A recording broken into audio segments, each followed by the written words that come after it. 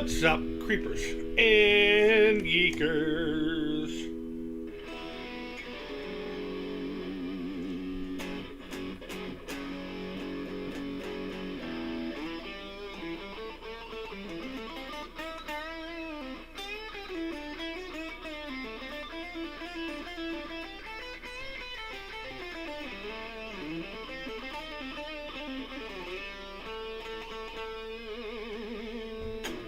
Hey, how's everyone doing out there today? And, well, you can't even see the guitar at all, man.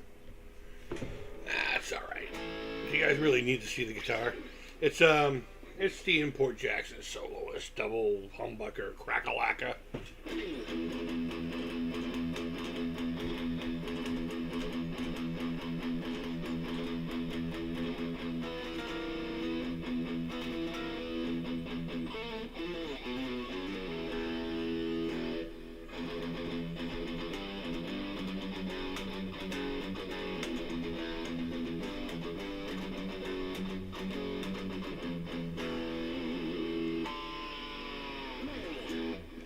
So yeah, I've been meaning to actually stream for a couple days now.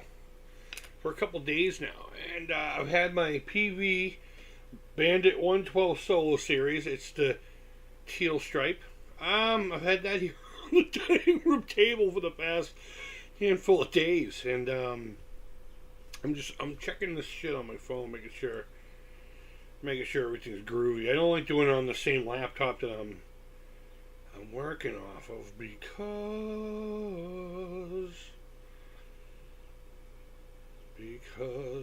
it's not the same. No, it could be showing me problems. Okay, cool. Alan, what's going on, buddy? Because it's not the same. No, see? It could be showing me problems. Okay, low key. All right. Alan, what's going on, buddy? Let's get rid of that. So there's probably about, what, a 10-second delay there? Let's see. You should try making a Skullinator mask based on live action Master of the Universe from the 80s. Oh, the original movie with Frank Langella or whatever the fuck his name is. Can you hear that fine, or should I adjust the mic or whatever?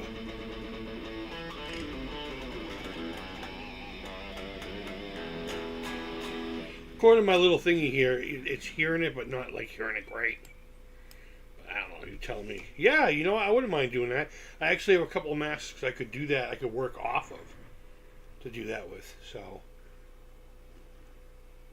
CVS has these skull masks out every year for like $12. They're solid plastic and their jaw moves. You can find them on eBay all year round. Cool, thank you, bro.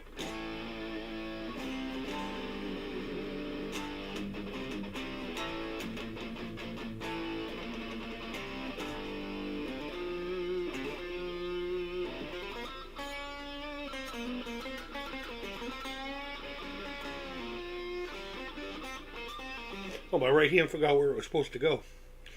But you can get them on eBay all year round too. But I bet you that it's got a real bony structure, so it's like, I bet you that would work perfect for something like that. But right on, yeah. Maybe down the line we'll get something like that. This is really bothering me that you guys can't see the guitar. Let me bring the mic a little forward here.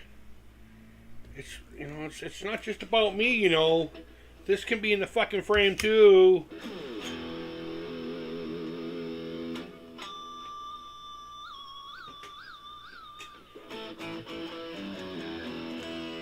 It's been so long since I've used a Floyd Rose, I don't even know how to use it anymore.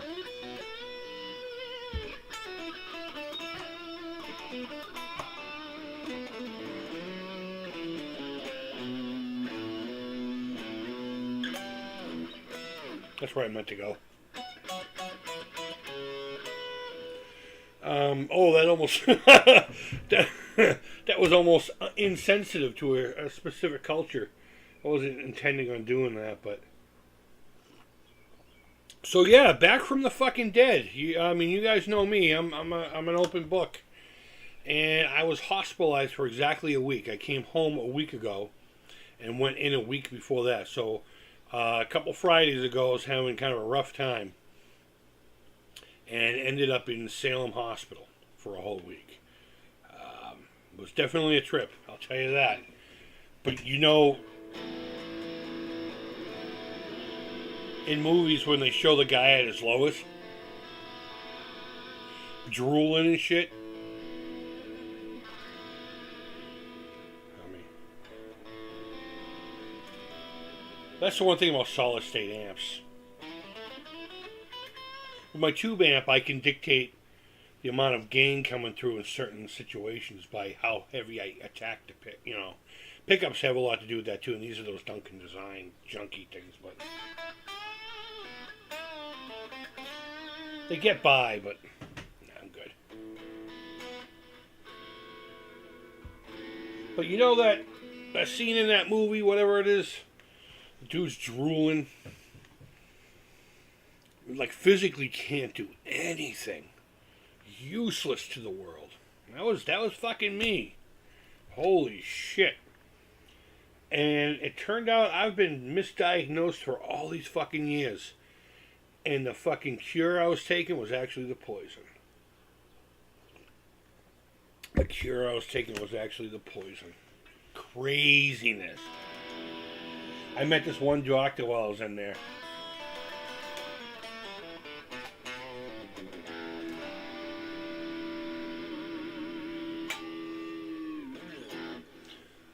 And I talked to her, like, I poured my shit right out in front of her for like 4 or 5 minutes, maybe. And she was like, oh, bro, so let me ask you this. When you were growing up, did you experience this? And you know, a lot of times it's like, it's kind of like that. You're like, yeah, you know what? Yeah, in a way. No, this chick was dead balls on. And she's like, well, what about this once you started hitting Adelaide? And she just kept, she described my entire fucking life's misery.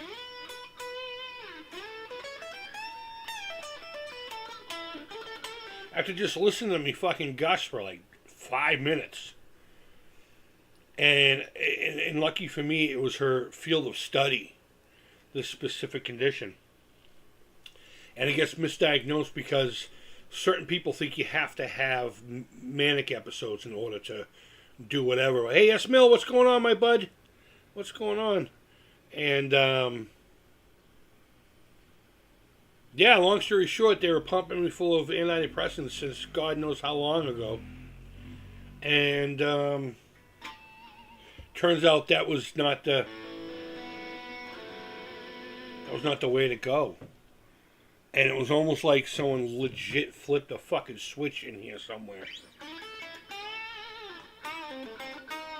I'm still a fucking case, you know?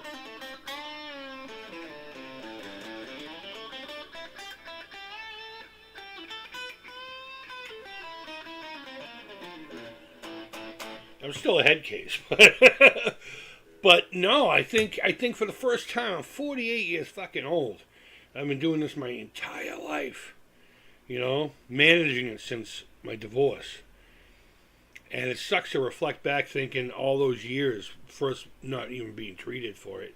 And then when I was being treated for it, I was actually making it worse. And that's why I kept getting in this fucking cycle of bullshit. And just that one random lady for 5 minutes to talk to. She didn't cure all my ills, but goddamn, do I feel so much better now. Like, better than I ever had before. You know, they put me on a new medication, and I feel alright for a few days, but, you know, then I just go back to thinking the medicine just did its thing. And it was actually making it worse, so. It shows that there's still a lot to learn when it comes to the skull matter. So, alright, so Alan, what are we talking about over here? I see you wrote a fucking book here. Remember Paul Rubin, Pee Wee Herman was Amy's original brother on Everybody Loves Raymond. Oh shit, was he? I don't watch a lot of TV, so I don't know things like this, buddy. Changed the character's name from Paul Rubin to that's cool. That's awesome. Yeah, I'm choked up about Pee Wee. I did that impromptu commentary yesterday on his live act that I remember watching a lot when I was a little kid. And I forgot at the end he's flying. He's like, bye, everybody. Goodbye. it's yeah. People are like, dude, it's just fucking Pee Wee Herman. But to me, he was right up there with Mister Rogers. It's hard to describe it, and thank God there are so many people out there that are validating how I'm feeling about it. I don't do this with celebrities, you know. I mean, Eddie Van Halen was one thing, but actually that was more. Oh, that was more Randy Rose.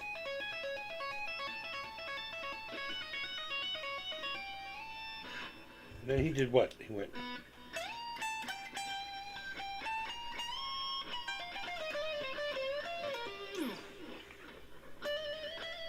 Oh, that was Crazy Train, wasn't it?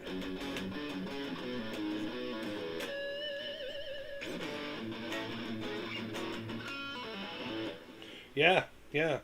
But yeah, a lot of people have validated it, and there's a lot of cats on YouTube that I don't even watch too much anymore. Like Adam Newell, I used to love him, and every now and again he'll touch on a subject that I want to watch, but there's only so much of the same thing you can watch with those kind of cats, you know. And he's been doing a lot of, freshening up on. He does a lot of Pee Wee stuff throughout the years. He actually got a chance to eat at the seat where Large Marge's, memorial was in the flick before the place shut down and then before it got torn down. I guess he was there a couple of weeks back, and it was still, it was closed, but it was still there. But then, then they bulldozed it, and he went there the other night, and it was just gone. But they painted the upright T-Rex to look like Pee Wee.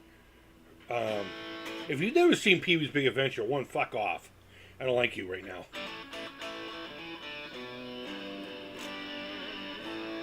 But then you have no idea what I'm talking about with the dinosaur and Large Marge and all that. I would hope you would know just by pop culture, you know. But regardless, they painted that dinosaur, with his suit on him, the gray and white with the red bow tie, and it just says, it has a heart and it says Pee Wee. And it was nice to see that sentiment is backed up, and it's not just me being a fucking lunatic. But so DJ Game Studios was just about to go into a store, but saw you were live. Okay, I won't swear for a few minutes, unless the kid behind the counter is giving you a hard time. Then let me know, and I'll talk to him. Give him his nickel, you motherfucker! You oughta. So I posted on my Facebook page today, my personal one. In the morning, this is what I've been doing, okay? I've been going out on the fucking porch because it's like this window to the world. I got these gorgeous trees I'm looking at. There's a road, of course, but there's a park behind my house. So I don't get the sounds of regular neighborhoods. I get the sounds of a park, which isn't obnoxious. It's a small park. And I just sit back there. I drink my coffee, or I'll have a yogurt, or whatever the fuck. Maybe smoke a bowl, depending on how my mood is. And I'll just fucking hang out there, and I'll flip through I follow a lot of art channels on TikTok, and I've been pretty active over there. I've been having a lot of fun showing off my art and just being a jackass over there. And the best part about TikTok is if you don't take it fucking serious, you know. If you start taking it serious, and I can't deal with you, unless of course you're trying to promote a brand. But getting to what I was talking about. Now, I don't know anything about going live on TikTok, but it's my understanding that you have to have so many followers or so many hours of view. I really don't know. I don't care. Live on TikTok is fucking weird. It's so weird. It's like people at work, and I get that you can still talk to them, but more times than not, they're busy at work, and you just fucking watch them do their job, which I can see could be entertaining for, whatever. But how long can you be entertaining doing your fucking job? Unless your job is something, But long story short, there was a lady at a coffee shop or something. I don't know what it was one of those places where you can go outside and sit in front, and drink your coffee and read a book or, masturbate at the traffic. Whatever it is that you do in the morning, I don't judge. But she was on a fucking phone or a device of some sort. And I'm like, okay, what's this all about? And I watched it for a little over a minute. Chick didn't look up once. So I left, and the only thing I can conclude is she does a live stream of someone ignoring you in person on their phone. Just in case you don't get enough of that at home. From two teenage girls and your lady.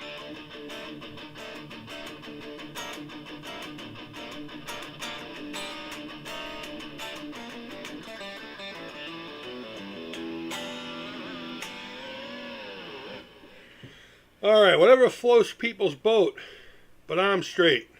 Yeah, cool. Hopefully I wasn't saying anything about gays. Remember Mr. Rogers, he always was on camera saying boys can't be girls and girls can't be boys because they have different parts. Let's not go there, but yeah, Mr. Rogers was a fucking straight shooter, you know? And he was as vanilla as possible. Boom. You knew exactly what was going on with that cat. And he told it like it was, you know? Was just about to go into the store. Okay, I saw that. Whatever floats people's boat. Yeah, there you go. Okay, so you were just justifying talking about the gays. I'm just kidding. I don't give a fuck. I legit don't. See, here's the secret to not being an asshole about it. I may or may not disagree with the lifestyle, but it's not a subject that comes into my mind often because I don't care. You know what I mean? If fucking the dude next door wants to, be with the dude next door, whatever. I don't think of these things, and that's why it doesn't bother me. Because it's not a subject my brain is constantly trying to resurrect. For whatever reason. For promotional reasons, or to be a hateful puke, or, whatever the case. I think it was Morgan Freeman that says, you want to stop racism? Fucking just stop talking about it. Stop looking for it. You're looking for it and not fighting it, you know? That's... If anyone ever really gave a shit about what I thought about that stuff, I don't care. And what I care about this. I absolutely care about this, my art. I care about the family around me.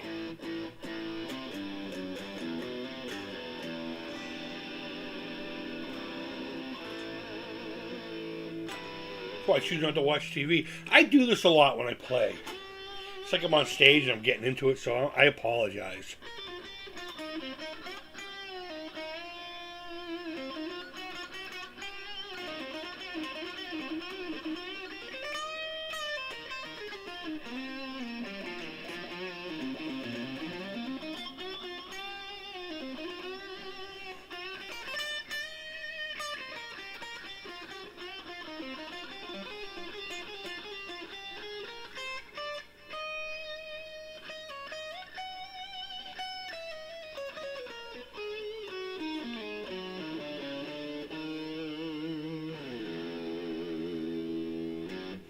Sorry about that. I just disappeared off the planet for a second. And that, that's what it's all about right there. Pee-wee isn't dead, DJC says. He just went back to his home planet with Jim Morrison, Prince, and Chris Cornell. Fuck yeah, man. They're up there right now doing a having a good old time. It's, you know what? Paul Rubens, man. Call him whatever you want. I mean, I know a lot of people are still fucked up about him jerking off in a movie theater. He's in a pawn shop, I mean, what are you going to do? You're going to sit there and fucking critique the cinematography? I think I said that somewhere else the other day, but... He's in a fucking pawn theater. He's watching people smash. Of course he's going to whip it out and snap the bean. It was some other guy. It was some fucking guy named Jim. You know what? They would have just made him clean it up and kicked him out for a week. Can't come back for a week. Go jerk off somewhere else. But he's Guillermo del Toro said it best, and I think I put it on my Facebook. Let me read the quote. I don't want this to turn into another Pee-wee tribute. I did my Pee-wee tribute, but let's see. What did Guillermo del Toro have to say about Mr. whatever the fuck? Did it get taken down? Oh no. Wait, what? Nobody. Yeah, nobody. Pee-wee the dinosaur. All right, yeah, my guitar. Oh, here we go, here we go. Rubens was one of the patron saints of all misfitted, weird, maladjusted, wonderful, miraculous oddities. Meaning us weirdos. He was a celebration of all that, you know? And he owned it and loved it, and unfortunately he wasn't able to shine too much outside of the character, but at least he embraced it. And the fact that he spent 7 years fighting that, not alone, but without us rooting him on, which is, I would imagine, powerful. I would imagine, we'll get to the Atari Synth Island. I saw the question. Thank you for it. I would imagine that would be powerful, having an entire world's worth of fucking fans cheering and praying if you so desire, or whatever your customs do to well wishes and good vibes and all that stuff. That would have been fucking powerful. But this cat had cancer. I think it was cancer. I didn't look into it because I want to remember, I want to remember him being, okay. Okay. We'll never hear that again, huh? Live anyway. But he did that alone, with close friends and family, of course, which is probably the best medicine one could have dying. But dude fought it for 7 years. Look at this frail little dude, on stage, talks to puppets and...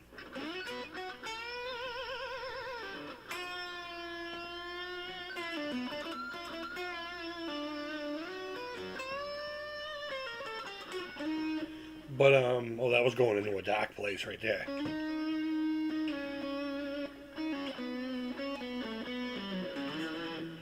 But yeah, rest in peace, Pee-wee, man. Paul Rubens, I should say. Pee-wee was just a character. And it's okay to associate him solely with that. It really is. I don't think anyone's going to be upset if you say rest in peace, Pee-wee.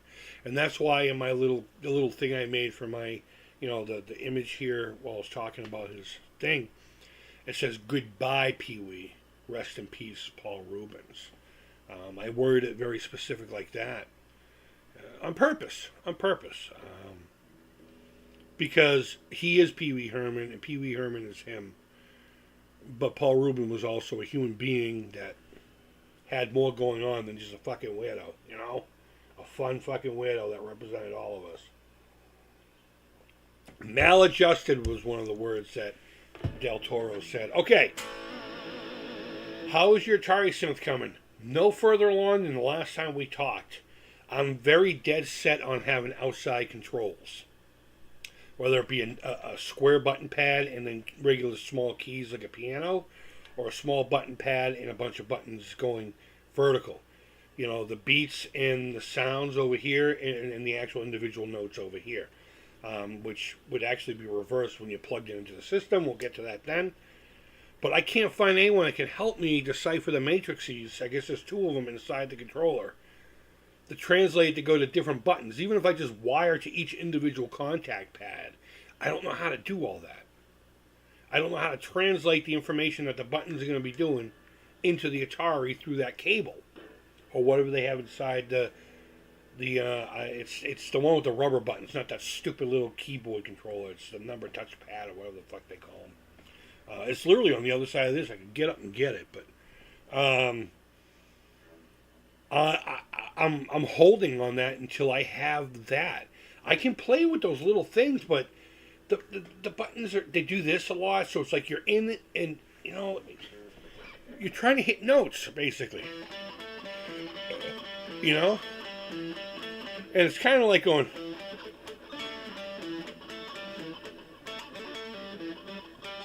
Sometimes you get the notes, sometimes you don't. And I want to make an actual solid physical, And I can't find... I even talked to Retro Game Boys. And apparently he doesn't really design the boards themselves. He works with somebody. Or something to that effect. I don't... He has an engineer that he works with. And he basically... He's the brains. He's the Steve Jobs of it all. This guy designs it. He has the boards made, and then he puts the whole package physically together. 3D printer and whatever else he uses. But Hopefully I described that accurately.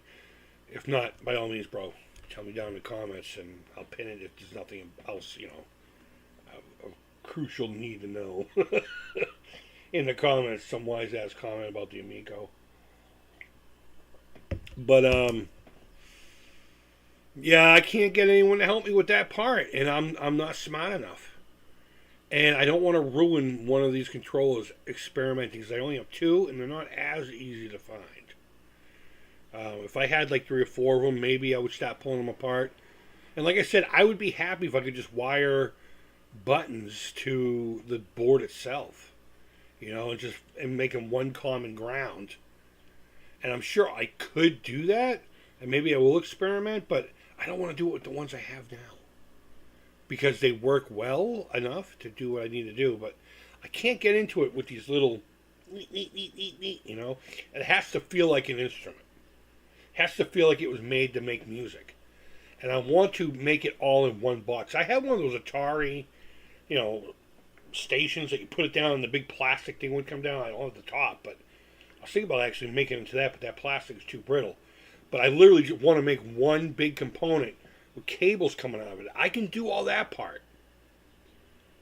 You put the Atari Junior in this spot and it locks in. And of course, I'll make the aesthetics universal, And then you have the number pad over here for all the stuff, and then you have the actual keys for the musical part, the individual notes. They're doing a...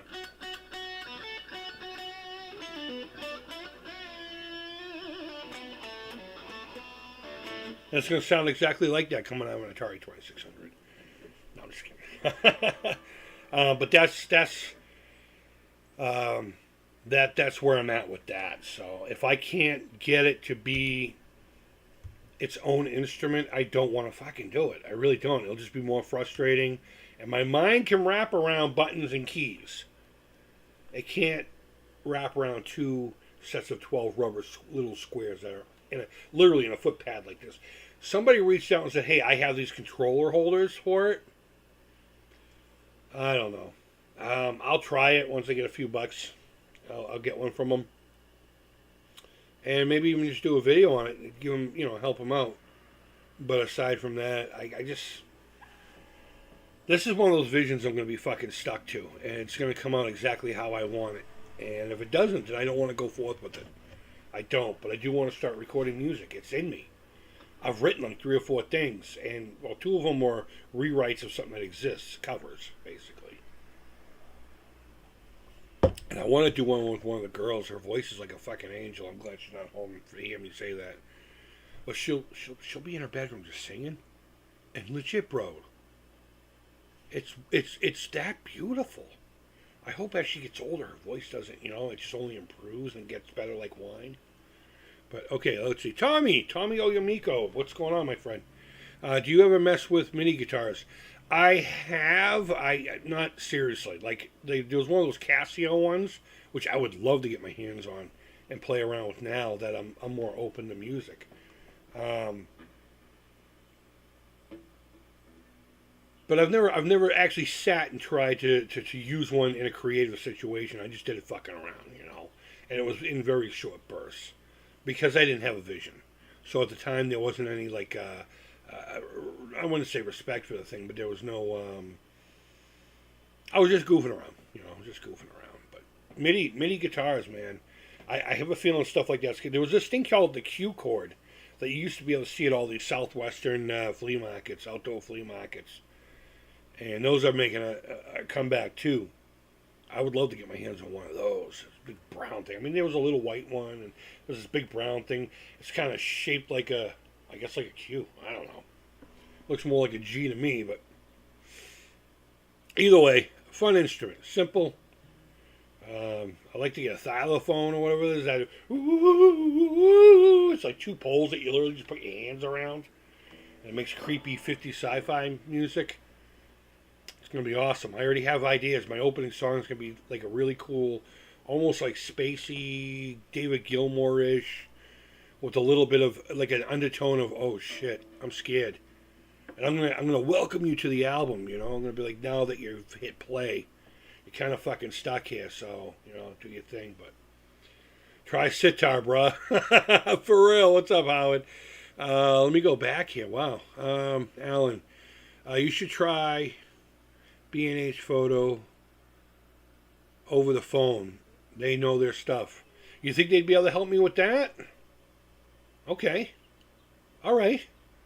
I see their ads all the time. I know exactly who they are. Okay, Tommy Uyamiko says, I kind of want to get a MIDI controller guitar and hook it up to my NES MIDI cartridge. Yeah, that would be awesome. Actually, if I could find a way to plug a guitar into the Atari synth.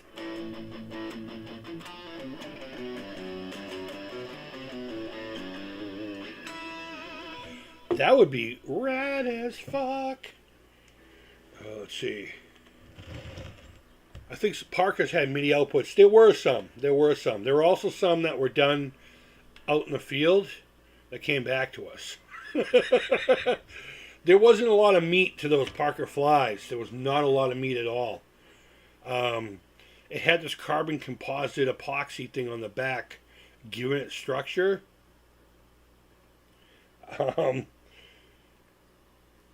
And to be all fair, it was a good system. I just don't know how much structure it gave it. But trying to put something like that in a Parker fly, maybe a night fly, but a fly, they were tough. You had to know exactly what the fuck you were doing. And most of the components would have to have been external anyway. So, but that would be fun. That would be fun. Let's see. Try Centaur, B&H Photo. Might be able to help you over the phone. Okay, we already did that, Tommy. You should be interested in the new Disney Haunted Mansion movie. Are you interested in it? Not only am I interested in it, but the day after I got home from the hospital, we talked about that in the beginning of the stream. I'm not going to go into it again because I don't want to belabor the point. I turn this into that stream, you know. But I went and saw it, and I was both very pleased and very disappointed. Pleased in the movie. It was exactly what it needed to be. It was a fun story from Disney that was PG-13. They had the word shit twice and someone mouthed the word fuck. Swear to God it happened. I'm going to watch it again and look for it. And it was fun. It showed a lot more respect to the ride itself than it did the Eddie Murphy one, which I don't think is bad. It was definitely a product of its time. In fact, it was cliche for its time. It was that style had already been done to death. But that's what Disney's gears were still churning out. So, you know, you can't blame them because, it was a product of when it was made. And I didn't realize it was old enough to have a VHS copy. I have one of those big padded clamshells of it. I got it for 99 cents at the fucking Savers up the street. And I don't collect VHS. I have a few very key ones from my life, but I liked it. I liked it a lot. The disappointment was in the advertising and when they released it. I mean, Barbie the week before, and then that Oppenheimer or whatever the fuck on the same weekend murdered it. It just fucking took the Haunted Mansion and blew it up, burnt all the fucking leftovers, smashed the ashes into nothing, and then grew trees, and you never knew it was even there. If they had waited closer to the Halloween season, like mostly like mid-September, when people are starting to feel that, and away from all these fucking blockbuster hits from the summer, I think they would have done better. The other part of my disappointment is that they were very intermittent. Well, what theaters get what? First everyone was freaking out about this popcorn bowl that looked like Madame Leota's deal, which was pretty cool. But they released it like 2 or 3 weeks before the movie, and people were out there buying them in fucking drones. And it was like, I even said on one of the Facebook groups, the Haunted Mansion, fan page, saying, guys, I would like to get one of these, like, in the experience. I want to go to the theater on the damn scene and get the fucking product thing and sit down and enjoy it while watching the movie. Fuck it. Why do we have a landline? I'm so fucking tired of this thing. Definitely sounds like a scam to me. But, I was like, guys, some of us want to experience this organically. And they cut my comment down. They didn't block me or anything. But I guess AMC theaters were supposed to get like a glow-in-the-dark patch. Would be awesome on my jean vest. And a pin of some sort, which would go on my jean vest as well. But they're like, yeah, we didn't get any. And then there was speculation on, well, only the places with the giant display got them, which failed in my book because we had the giant display. We just didn't have the... Actually, no. That's not true. I saw the giant display when we went to go see Indiana Jones at a different theater. Huh.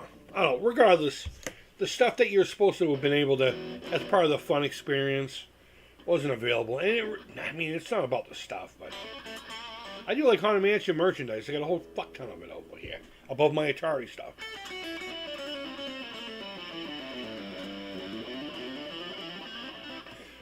So, I liked the movie. I liked it a lot. In fact, I want to go see it again before it's out of the theaters. I'd like to, as minimal as my $12 or whatever it is going to be, at least throw a few more bucks at it so they say, some people went to go see it. Kind of bummed out about the results of it, but the movie's fine. Movie's fine. It's a great little fun haunted house adventure. It's back to basics, and I think at best, it's going to make a really great introduction to horror for some kids. Seriously. Because they're not fucking around with some of the monsters, and the ghosts. But it was good. I liked it. All right, let me get back to the chat here. This is a very nice crackle finish. Oh, thank you, man. It's you guys can see it as orange. I see it as bright red unless the sun is touching it. Once the sun touches it, it becomes orange. Like a bright, in-your-face orange. Yeah, I like crackle guitars. I like crackle finishes. I remember Daddy's Junkie would give you a loaner whenever you had work done on your guitar as long as you bought it from them. And that's where I bought all my stuff for the longest time at Daddy's Junkie. And it was either there or EU Whirlers, which is right up the street from the Boston Daddies. But and in 2011 they shut all their doors. Not even telling people it was going to happen. But they gave me this Washburn blue and black crackle, and I was like, wow, that's fucking rad. I'm actually in the process of seeking out... Now, I know the guitar I had, the Kramer, it was a Striker 600. There was two different models, two different versions of it, and it was a very specific version that I had. And they're not hard to find, but...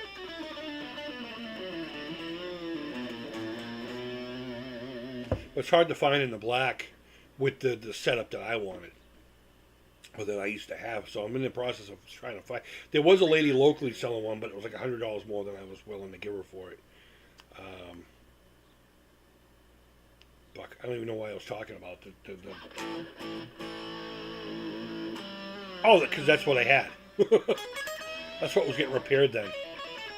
The Washburn probably would have been a better guitar to keep than the Kramer ST600 that I had. I know the original one I had doesn't exist anymore. That's why I'm not looking for my original. Plus, I wouldn't even know the fucking serial number. It was like my first... I got the 335 copy. And then when my father found out I was serious about guitar, when I was transitioning from elementary to junior high school, for like a congratulations or whatever, he bought me the Kramer. I remember it was $450. And there was another Kramer, which, oh my god, Reverb keeps fucking teasing me with this thing. You know what? I'm going to go on Reverb right now and pull it up.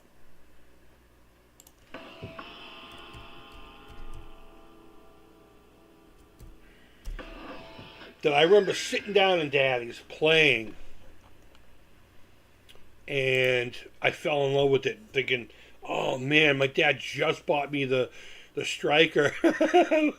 I wish I could get this. And it had EMGs when EMGs were first starting to, when they were fucking good. So let me go into my favorites here. Let me see if I saved it.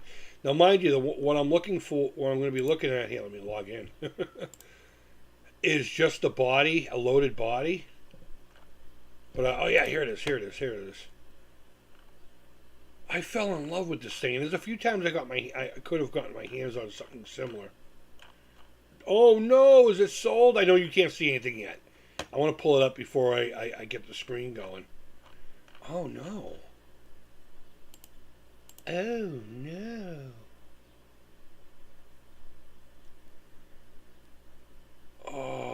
mean, there's always another opportunity. All right, where we go here? No, according to this, it's still for sale. Let me click on it. There we go. I must have fucked up somewhere. All right, let me pull it up on OBS now for you. But regardless, I'm the guitar I was having repaired. I was having fret work done. That thing, the frets wore down on that thing real quick, and the guy's like, "That's good though, because you're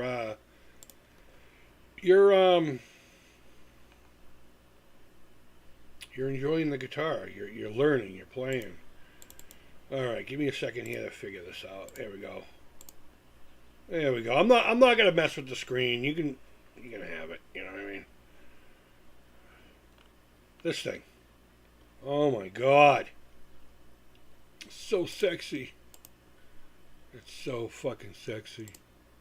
Let me make it smaller. There we go. There you go. That's it. That's it. Good enough. Good enough. Alright. Nostalgia Critic, the wall. I must have clicked on that by accident. That's going away. But yeah, this bad boy right here. Oh, man. I could be happy if this was the last guitar I owned. Like, I could feel this guitar. I remember from way back, it had to have been like 86 or 87. It was in my hand. And more than likely, the thing's probably plywood. But regardless, that's... Oh, man, I'd love to have that one. But, oh, well, what are you going to do? But yeah, I'm in the market to find the Kramer I had. But there was a lady locally, she just wanted too much for it. I was like, nope. There was a red one I actually did buy, but I backed out because it was red. And my thoughts on that was it was only like $400, which I think is very fair for that guitar.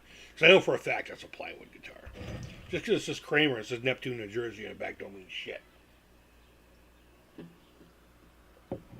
And I remember when I would take the control cavity off of, or rather the spring cavity off of to do adjustments in the Floyd Rose, there was like this little line where some of the paint had chipped, and there was like a candy red metallic finish underneath it. And I remember thinking, man, I wish this guitar was still that color. So that's why I was justified buying it. But then I was just like, dude, I am so sorry. I got to back out. And I ended up giving him a 50 spot privately for being rad about it. He didn't ask for it. I didn't bring it up to begin with. I asked him privately for his PayPal information. I said, I want to flip you a few bucks for being rad about this. And he was more than happy to take the $50 from me and put it back up on the market. But, let me see if there's one on here. Striker 600 ST. For years I thought it was the 400. I don't know why. I know you can't see this yet. I know you can't see it. Let me see if I can't find the actual guitar. Actually, here's the one I think I bought. Here's the one I think I fucking bought. Here's the weird thing. They're all red. Oh, no, this isn't the one because it's not original. So let me go back to here. And let me go back to here. The neck pickup is a select. It's not original. But yeah, this is pretty much it, but black, the guitar I had. Rad guitar, man. I remember I didn't... Oh, jeez. Nope. $200, buddy. You're $200 at best. Replace the no. These weren't the greatest pickups in the world, but for something like this, it would have to be what I actually had. Oh, maybe the guy did finally sell the thing, because I remember the picture was sideways, not up and down like this, Man, and the gig bag. I can remember the gig bag. I remember how the gig bag smelled. But yeah, it was this guitar in black. The little things around the pickups. Great guitar. I remember having a lot of fun with it. I put a Bruin sticker on the first fret. It was a big square gold B, Let's see if I can't get to a picture of the front. Well, it would have been right here. And then on the butt of the guitar, if I could do it out there with this horn. I wonder if your mom blows just as much. I had a pus head sticker here, if you know what I'm talking about. It wasn't quite the one that Kirk had on one of his first ESPs, but it was in the same line as that sticker. So I put it there because it was black. And it was a fun guitar. So I was in the market for one of those for a long time, but I gotta get back to work now. I gotta get back to work. All right, so let me go back in here so I can see all the comments. Man, I'm sorry guys, I was in a completely different screen. All right, try a sitar, B&H photo. Let's go back. All right. Oh yeah, maybe I'll go see it before it comes to. Okay, yeah. I mean, I can't wait for it to be on Disney Plus. We have Disney Plus, but that's mainly because the lady and her kids. I just benefit from it. You know what I mean? Let's see. Eddie Murphy was good enough. I dug it. Yeah, it was fine for what it was. I mean, I wouldn't even call it a guilty pleasure. I don't sit there and say, I'm in the fucking mood to watch that. When I watch, it's usually like with the girls here. Have you seen it yet? And they're like, no. All right, I pulled out my DVD copy of it. That kind of thing. I'll watch it, but I won't seek it out to watch. Hey, you ever see a UFO? No. What the fuck is with this cocksucker in his phone? I mean, his horn. Can you hear this? I'm gonna fucking go strangle this cocksucker. That's Boston for you. If you can't handle it, go fuck off. Seriously. 10, 20 years ago, I'd have been like, I'll be right back. And it wouldn't have been unusual. No one would have called the cops. Get the fuck out of here before I wrap your head around that steering wheel. But no, Dusks. I've never seen a UFO in person. If I have seen anything that's in that same realm, paranormal would probably be more. I do believe I have seen a couple of ghosts of sort throughout my years on this fucked up rock with the horn. Fucking horny guy over here. But no, I've never seen a UFO to my knowledge anyway. Looks red to me. Jackson Dinky. My guitar? No, it's a soloist. It's a neck through soloist. It's a Soloist H2. Soloist H2. Let's see. I'm going to assume you say Charvel, perhaps. Nope. I do love the Japanese Charvels, like the Model 2. I've always wanted a red Model 2 with the maple fretboard. A friend of mine had one of those that his nephew or his cousin gave him. His older cousin. And what a great guitar. The Jackson active pickups.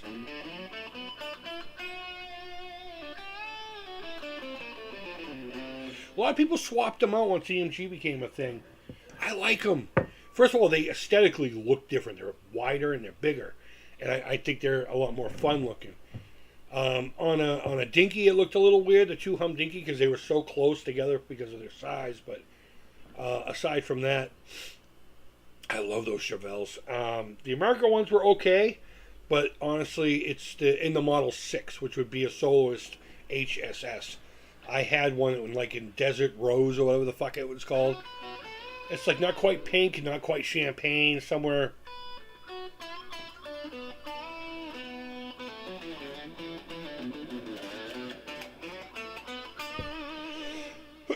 But that one fell victim to it wasn't the right guitar for the time, I wish I still had it.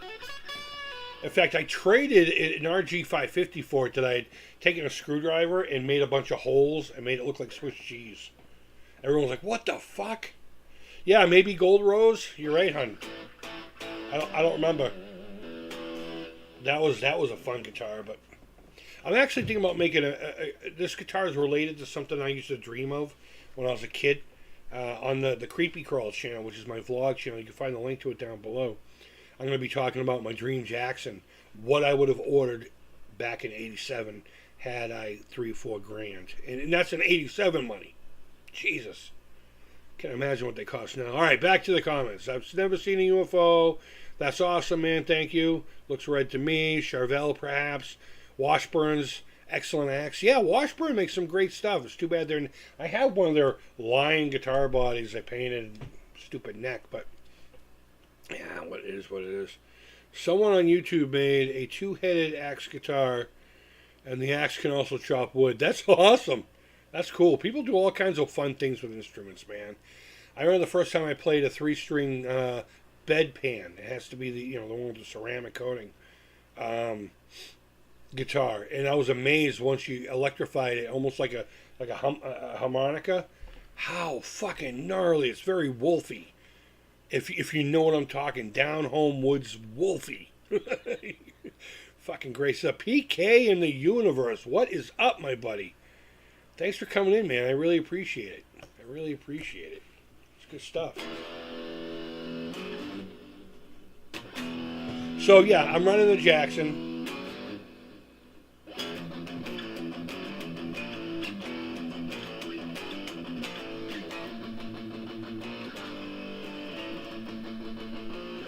Through a Teal Band PV Bandit 112 solo series. I bought one, a 12-inch speaker. I bought one brand new in '92. It was me and this kid named Paul Geddes. We both had one. He could make that thing. He got an EQ, and he was able to get the Rust in Peace tone, because Rust in Peace was fairly new at the time. Dead balls with his. And we spoke about it earlier. It's a solid state amp. It needs a lot of cleaning and everything. Like if I go to adjust the volume on the clean channel, it just goes from fucking 0 to 10 and then back to 0 all on its own. Stacy, what's up, buddy? But yeah, I bought my first one in the 90s. It got switched with his by accident. And I had that for years and years and years until I moved here. And then I found this one for like $50 on Craigslist when I first moved back. And it's got its issues, but it actually sounds a little better than the one I used to have. It's got a little more crunchiness to it than it does bottom end. And this is pre-trans tube.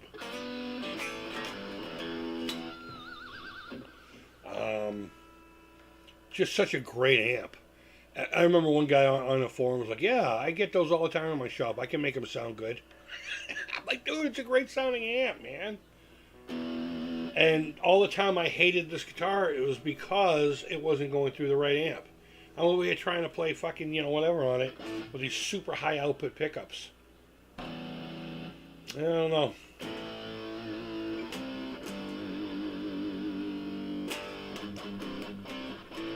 I already played that. Earlier. I'm trying to play little snippets of things you might know while avoiding the copyright fucking cops, so... let's see. I have it plugged into the low gain setting. I have the super sat, which is your gain, between 8 and 9. I have both buttons pushed in, both the gain and the shift. My volume is between 1 and 0. Plus 9 on the bottom, negative 9 on the body, which is the middle, and plus 12 on the edge. I used to just get rid of all the mids and then dime everything else out, because I thought I was going to be James Hetfield, but...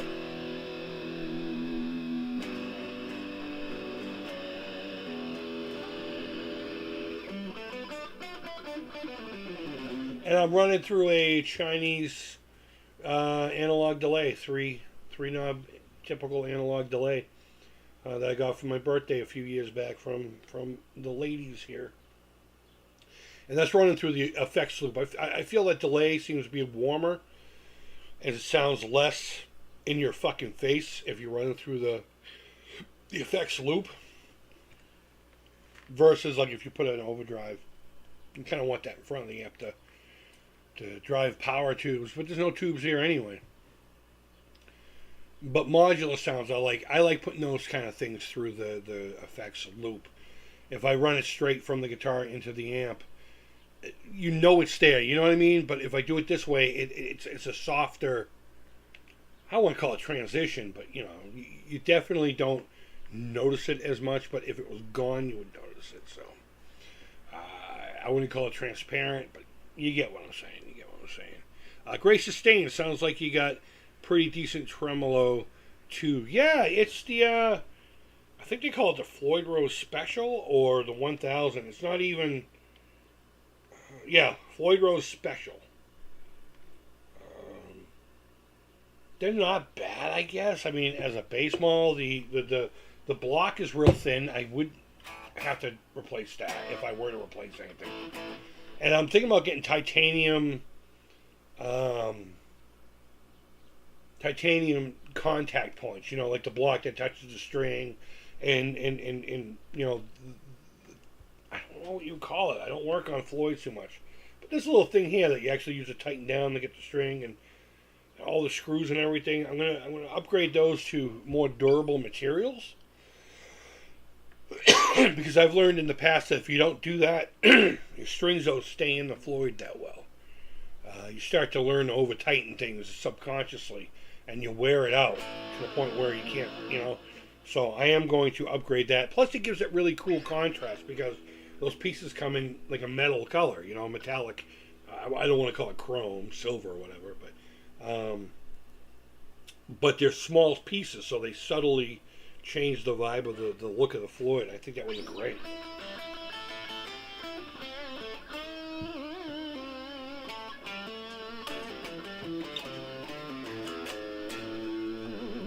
And I always keep my bar back here.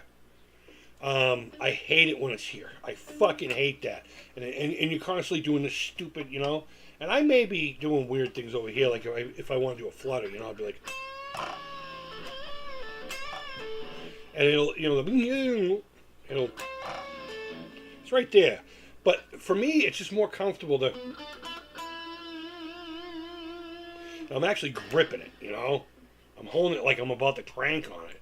Because you never know. I mean, I could just be doing this subtle, and then all of a sudden feel a...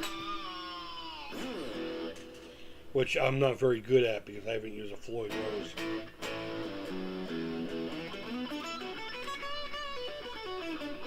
Springs definitely need to go.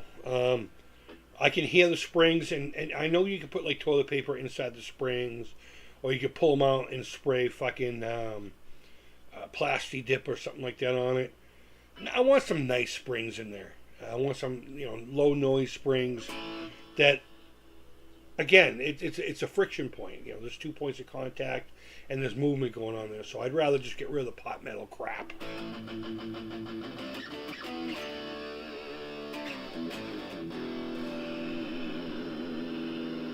Put it on the neck. Put it on the neck, which is a garbage pickup.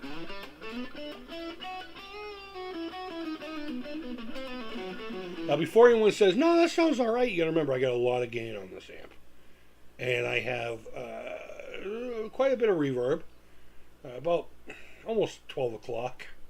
And I'm running a delay pedal through it, so it's not the most sweetest sound. I'm not getting woman tone from it. But then again, I mean, what is this, maple and alder? Maple and poplar? Yeah, I'm not going to get that anywhere. Think about installing a Kaler myself. Only because I never tried one. I used to prefer the Kaler over Floyd's because they were like the Metalhead's version of a Bigsby, if that makes any sense. The way the fulcrum works is completely different than the Floyd. The Floyd works like your standard Strat, and this is going for people who don't, you have your contact point right here, whether it's coming through the bottom or coming through this way. In this case, of course, you snip off the ball and jam it in there, and you're literally using friction to hold the string in there. And when you do this, you're basically just loosening the string a little bit. Whereas, like with a Bigsby, you're actually wrapped around the fulcrum. So it's doing the same thing, but it's doing it in a different way. So you get a whole different effect from it. You're not going to get a lot of flutter out of it. You can, but it's not going to be the easiest thing to do. Plus the bar is in a completely different spot here. You're down the bottom, and you're manipulating the whole thing, whereas with a Kaler, if you get the bolt-on system, you're literally got one cam. Everything's wrapped around, and everything else is just for intonation and securing the strings. But they look like this big monstrosity. It's literally just a bar. And it's the way it does it. The problem is because it wraps around, sometimes you can get loose and bound up when you come back to zero. And that's where a lot of people don't like Kalers. Rightfully so. But I like them because they're just so much easier to work on. And that is also part of that Dream Jackson.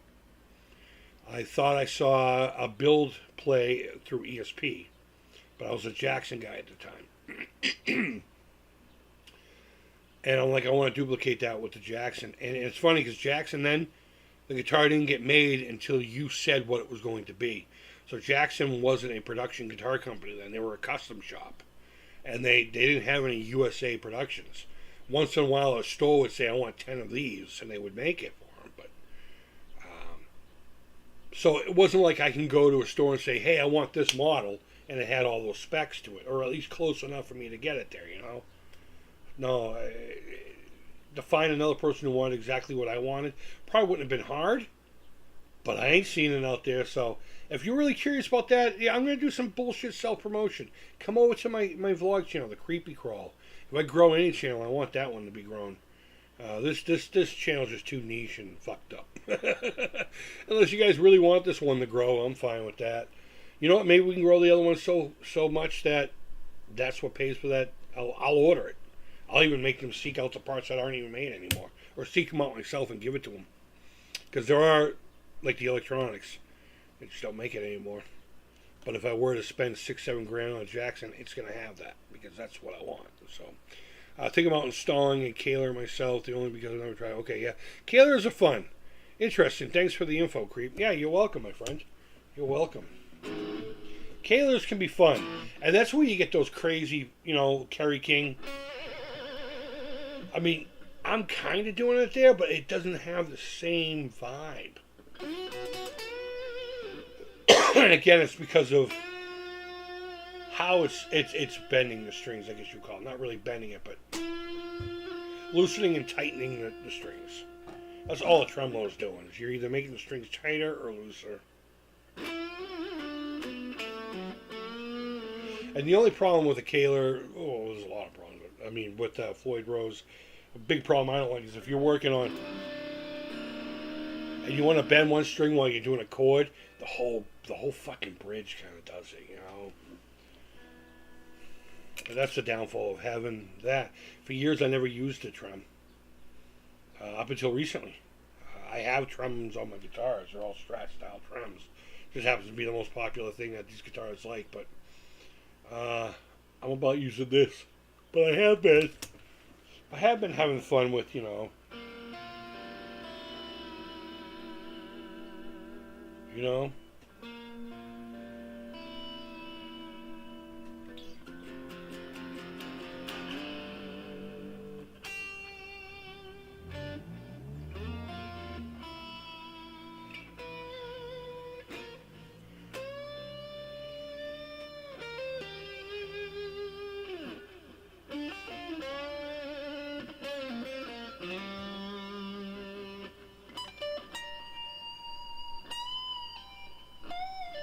Oh, I forgot how to play that. Hold on.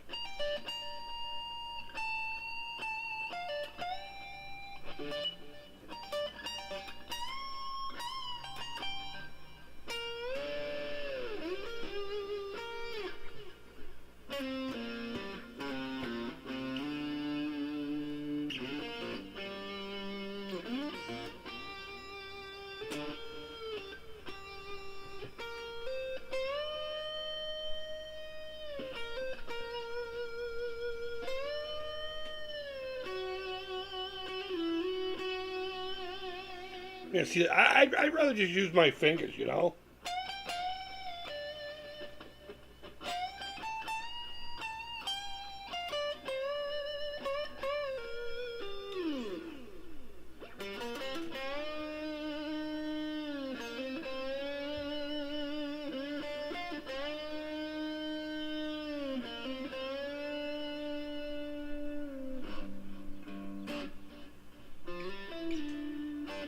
Man, I love that second solo and Shine On You Crazy Diamonds. I'm getting goosebumps, man. Just playing it. Oh, love it. Yeah, Shine On You Crazy Diamonds. That's right. Thanks, guys. I hope I didn't get a copyright strike for that. I mean, don't get me wrong. I love the next part where he just fucking goes right to the bridge pickup and he's like...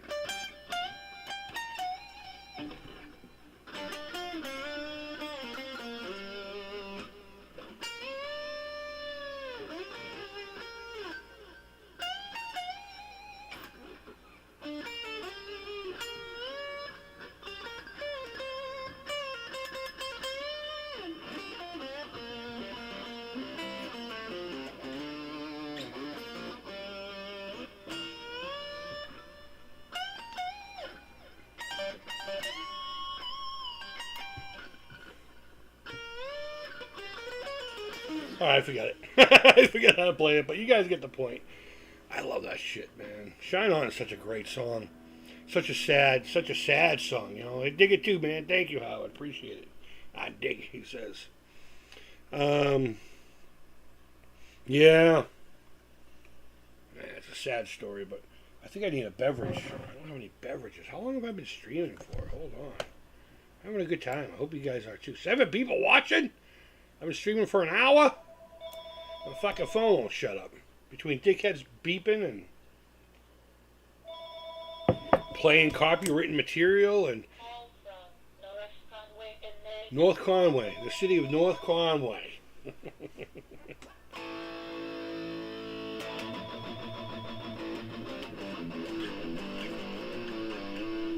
I never really learned how to play a lot of songs from bands. I learned how to play a lot of riffs and a lot of licks and a couple of solos. I always preferred to go on my own, just do my own thing. That's code for I never thought I was smart enough to learn other people's materials because I would see how their fingers did it and I'd be like, ah, mine don't do that.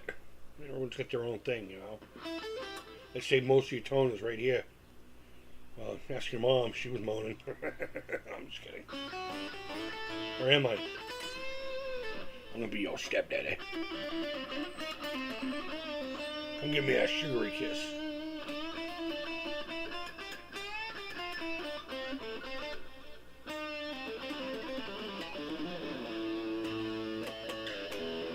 But I'm open to band suggestions if someone wants to throw a band out there, and I'll either try to play a song I may know, or at least try to emulate the style. I don't know. I don't know what to do. I got a guitar in my hand. And it's honestly not really like to show off the guitar part. I know some of you people like it.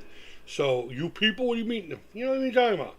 I know a lot of you folks like that shit. So I do it for fun and to please, but AC/DC. Okay, give me a second here. It's all pretty much the same 3 chords. A, G, and D. Sometimes C and E. W, X, Y, Z, and an elemento. 3 elementos. Yeah, I use 3 elementos. But it's more like a fidget toy for me. Seriously, you ask anyone in the house, I'll have one of these while I'm sitting here. We're painting, I'll have this in my hand or another guitar, you know. Not necessarily even plugged in. More times than not, I'm not even plugged in.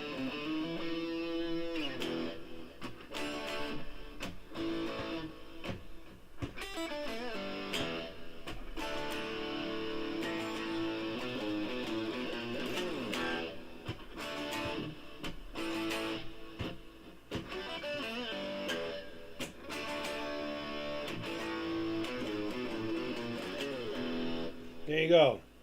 I think that was the first time I ever learned to play by them. Angus Young himself even said, if you're having a hard time learning my music, you're playing it wrong. Because I don't play anything hard. He says, I just don't like playing hard stuff. It's all, 3 chords, you know.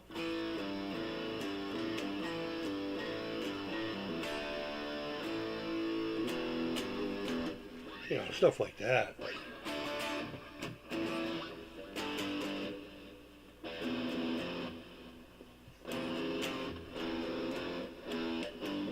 Actually, I don't even think that's right.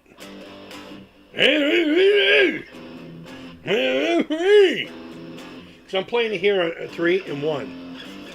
I don't think that's right. I'm going open. I'm sorry, it's just hitting the riff.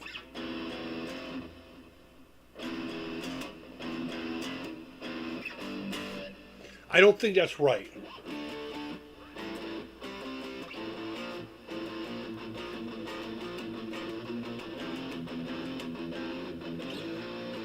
I'm actually writing a song that kind of does that.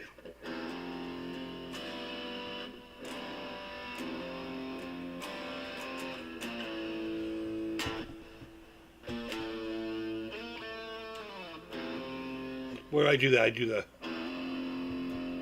I hit the open E and B strings.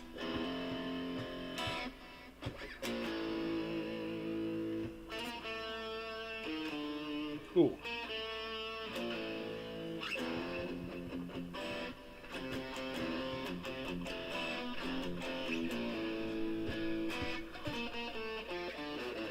But I don't have this much gain on it. This much gain on it.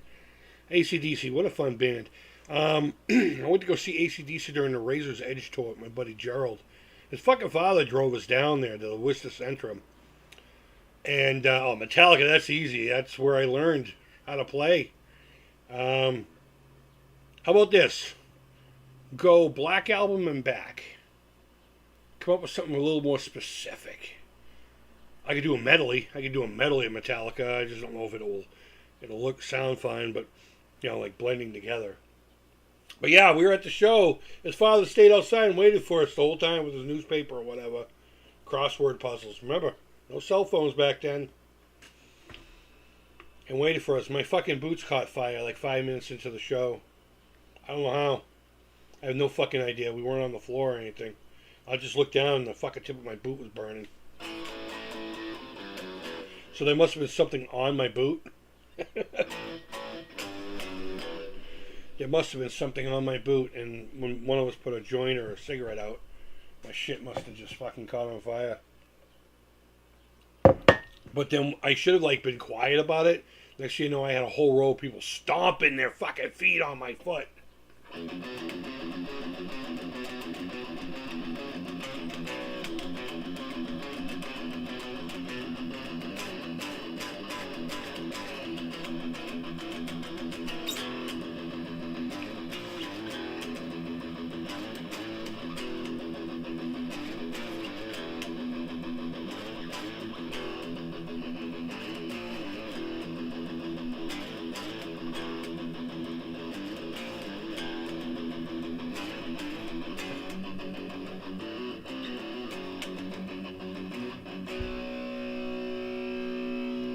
There you go.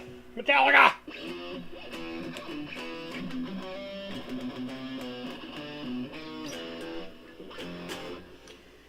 Well, it's been a long time since I've actually just played that fucking song. Ow! Actually, you know what? My wrist doesn't hurt that bad.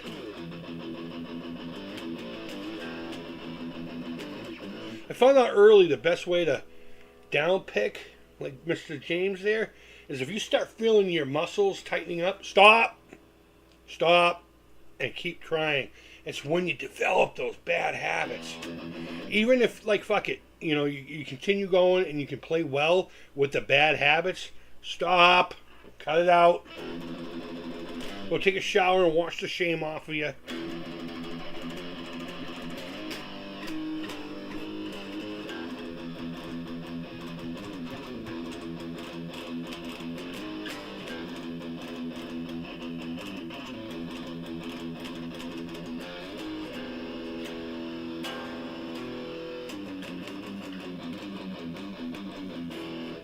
That was a song I wrote for a band called Population Death Rate.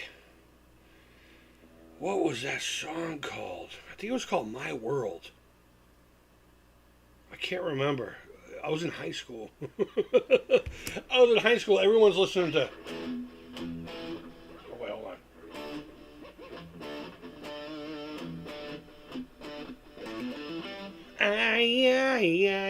And I'm over here thinking thrash is cool.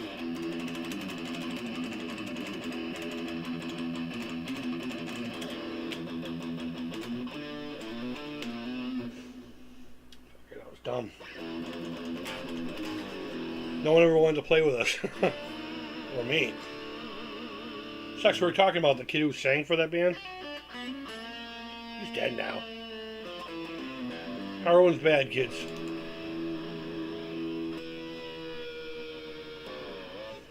Heroin's bad, kids. Don't do it. Andy Summer. Theme from the movie. I don't know that. And if I do, I apologize. Papa Pete, what's up, brother? I saw you live. I stopped in to say hi. Cheers, man. Everyone does that. They come in to say hi. That's great. I like that. Even if you're only here for 5 seconds. I know my streams are in weird times, so.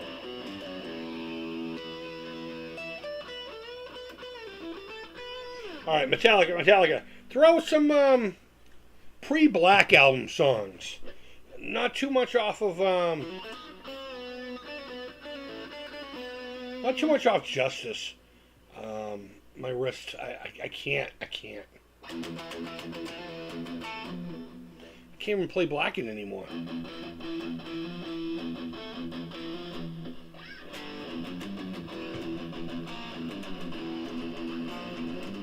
Yeah, no, that's just lazy shit.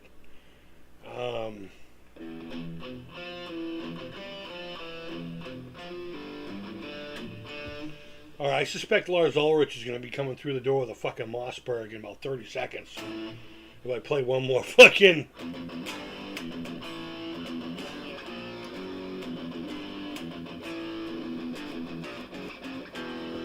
Make us fight on the hill in the early days. Constant chill deep inside. Just a matter of staying in touch. Gotta get my upload done. Yeah, man, go get her done so we can launch it, man. Get ready to go out. So have a great weekend, Creep. Oh, that's right, it's Friday. Yeah, you as well, Pete, man.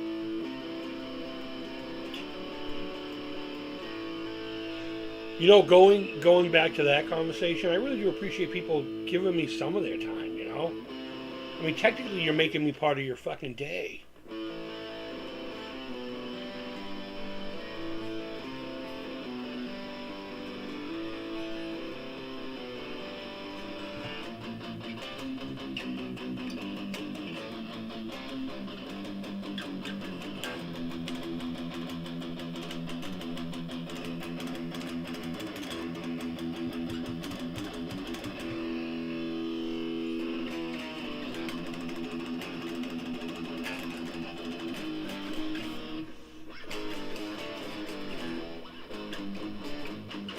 That was a popular little thing that people used to sneak in there all the time.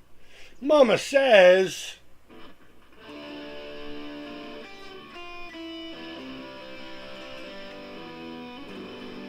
Alright, you know what? Let's do it.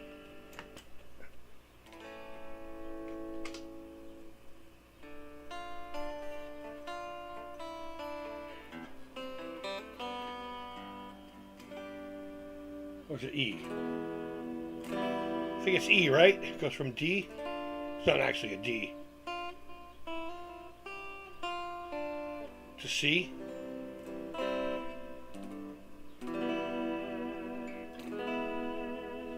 Mother, she has taught me well. Told me when I was... A minor. There it is. Oh, I got to it up. The only real benefit to a Floyd Rose. Fucking fine tuning, man. Why more Gibsons don't have that TV6 fucking tailpiece. Or the TB9? Okay.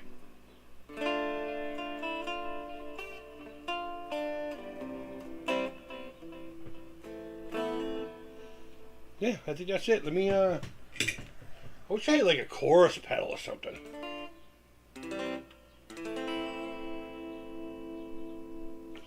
Let your sun grow. Oh!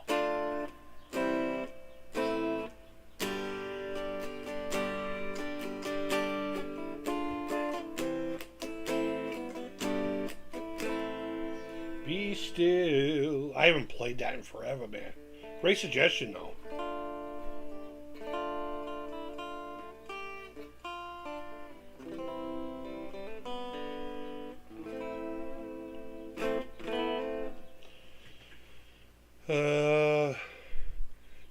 Yeah. I mean, they use B-benders in the song. Alan says, did you know when Metallica's Mama Said came out, it was considered country? Yeah, and matter of fact, when I told my friends that the new album has some country on it, he was like, what? Get the fuck out of here. They're out of their minds. Turned out to be a beautiful song, and I can relate to it, you know? Play some Creedence. You know, I never learned any Creedence. Dad, thanks for coming in, too, by the way. I was saying earlier, I never really learned a lot of other band stuff. I learned like a lot of little riffs and stuff here and there. Once in a while I would learn full songs, but then forget them as soon as the band I was in stopped playing them. But I was more into doing my own thing. You know what?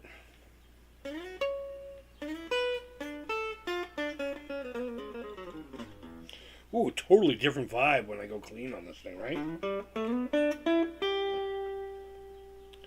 Yeah, here's a little treat. Now, mind you, not single coil. I don't have, Hey, what's up, Jerome? What's going on, buddy? I don't have... I don't have that single tone sound button.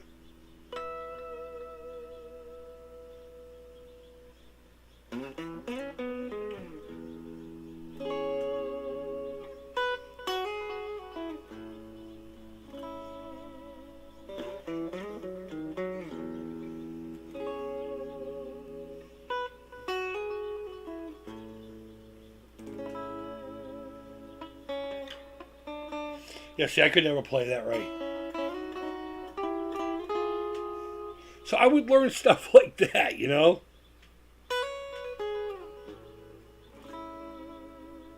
And get really good at playing it, and then just kind of, then I would just do my own thing.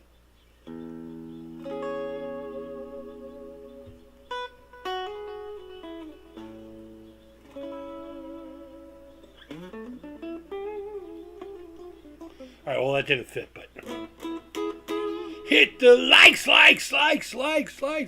Hit the likes! Oh, I don't know if I know how to play Hit the Lights.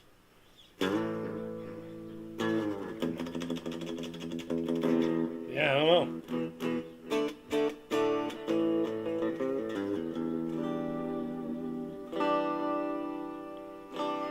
So right now I got both humbuckers on. I got the volume down to about 50%. And I touched in on the tone just a little bit, but you're quite talented with that. Thank you. I appreciate that, bud. I really appreciate that. There's very few skills I have on this planet, and none of them are marketable. That's why I'm poor.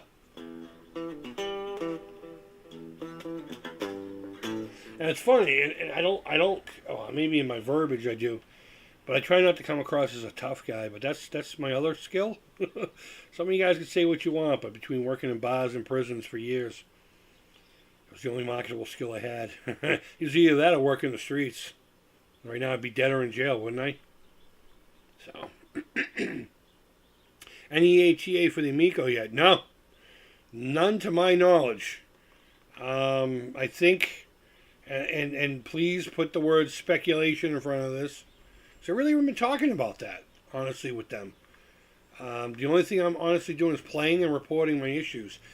I was hospitalized about a week ago, so I was pretty much MIA for an entire week. And I don't really contact them all as much as I thought I was going to. I thought it was going to be like a daily thing. But how I'm choosing to do it is I'm doing it weekly by weekly, writing down. Unless something glaring happens. But honestly, there really hasn't been much to say. I've been playing the games, and the games play fine. I mean, there's a hiccup here and there with whatever, whether it's the machine's having a bad day or I'm having a fucking off day or something, There's little things about it. I mean, it's still a development, I suppose. You could call it that. But, again, not an insider. I'm just a lucky bastard who has a machine to play. But I think they're focusing more, again, speculation. The reason I even said all of that is I think they're focusing right now on that home thing and the apps and getting the games to do their other thing. And that brings up another topic, what we've been talking about the past couple of days with BBG coming out with those two different consoles. I didn't realize it was two different consoles. If you watch my video, it kind of sounds like, hey, Jet, what's going on, my friend? What's going on? It kind of sounds like I knew it, but at the time I didn't realize there were going to be two different consoles. They're legit going to try to remake a console that was supposed to come out.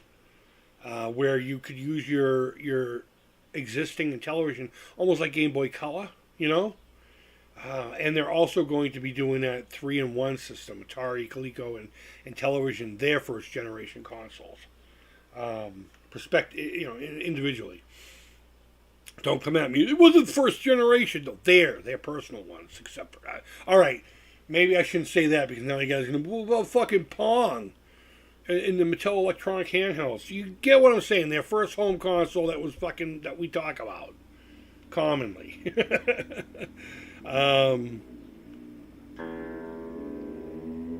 I immediately thought that was going to be built into that. I don't know. I'm stupid.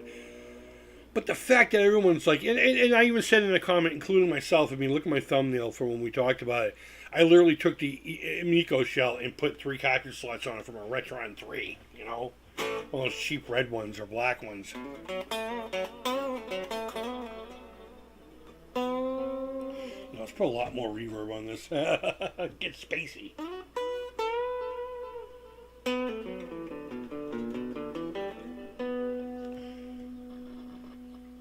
But I think they're mainly focusing on that, you know, for right now.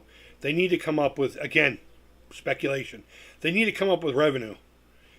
And I know you can say that they already had the money and all that, and that's fine, whatever. But I can assure you that there's things actually still happening. You know, whatever you want to say about that, take it with a grain of salt. But Brady Goat, what's going on, my friend? But no, there's no, to my knowledge, ETA on anything to do with the Amico. I just know that the behind the scenes are still very active while they're trying to produce some kind of a stream of revenue doing other things. Again, I don't get involved in that. I don't care to. I am not fucking smart enough to.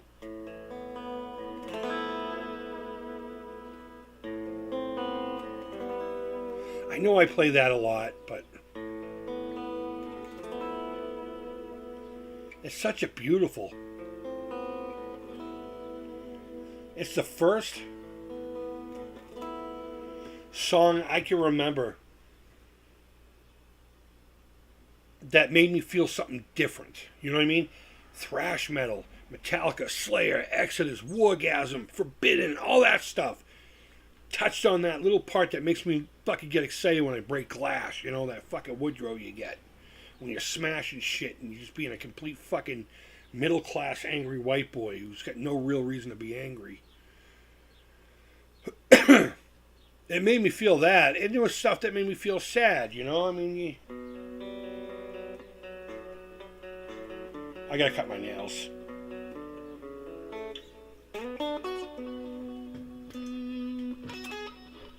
Alright, no, we're playing that right.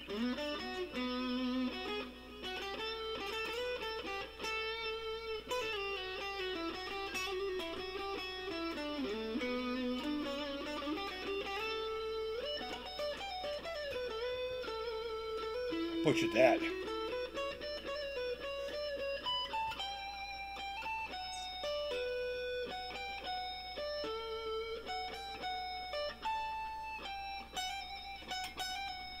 You know, that kind of thing, you can feel that. You can feel the sadness of it. But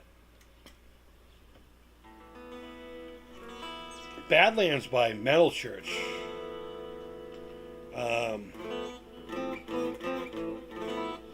It was the first song that made me feel something different. And to this day when I hear it, I mean, they played a lot faster than I ever will. Only because I think the vibe of it a little slower works for me. They're playing it just non-stop. They're just like...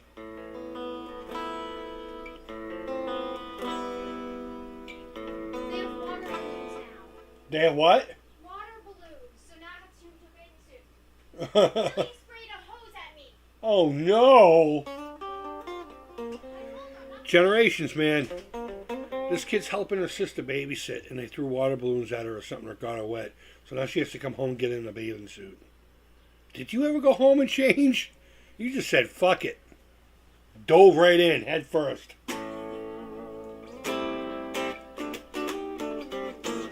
But yeah, no, Badlands by Metal Church was one of the first songs that truly made me actually feel something different. I was actually nervous about it because it was such a different emotion. It's bizarre. I can't describe it other than that. So Brady Goat, Alberta, what's going on? They should probably concentrate on getting the Amico out before moving on to other things. I disagree.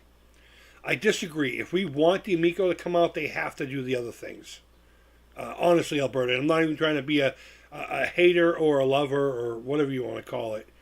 I genuinely believe if any of us want this fucking thing to be in our homes organically,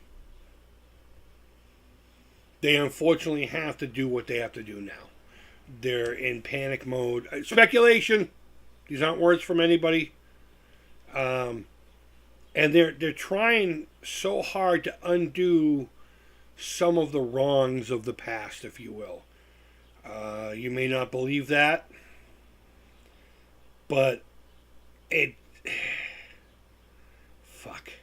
It's hard to talk about outside of just trying to tell you, regardless if it comes out or not, it's still being worked on. There's a lot more passion for it than even I was speculating on it. You know what I mean? That's not speculation. I'll tell you straight up, there's a lot more passion still going into this thing. And there are legit conversations happening amongst multiple people who have one of these things. Some that you know, some that you don't know. Meaning, you don't know these people. That, to my knowledge, anyway. Then again, I didn't know who Tommy Tallarico was until all this. So just hear what I'm saying, and regardless if you're into it or you're not into it, you just like the drama of it all, just be happy it's still around. And there's still something going on. And try not to be upset with the fact that they're going in different directions that they should have just fucking done to begin with. Frustration, I think, is the emotion that's appropriate here. Unless you're one of those individuals who, like, legit want your money back. I've never changed my thought on that. And I've said it multiple times that they really needed to focus on that. You know, system and company be damned. I know their first priority is to the company itself. And they would be stupid not to be. Any company would be stupid not to be. But in order to do that, they have to do it through taking care of their income properly.